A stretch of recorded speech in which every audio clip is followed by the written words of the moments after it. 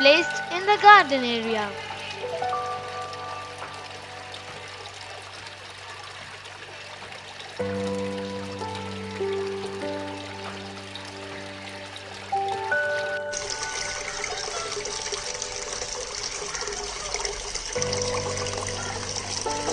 Electric pump is used to circulate the water.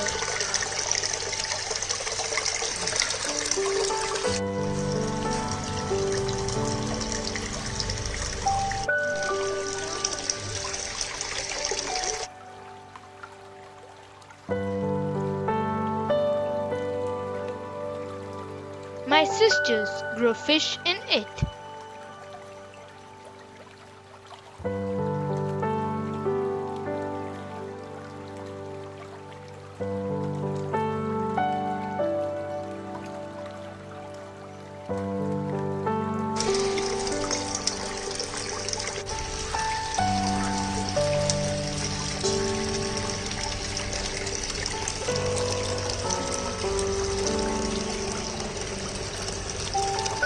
During the evening, the family sit together around it. I am happy to share the stages of its development. The required items are cement, white cement, sand, iron net, and paint.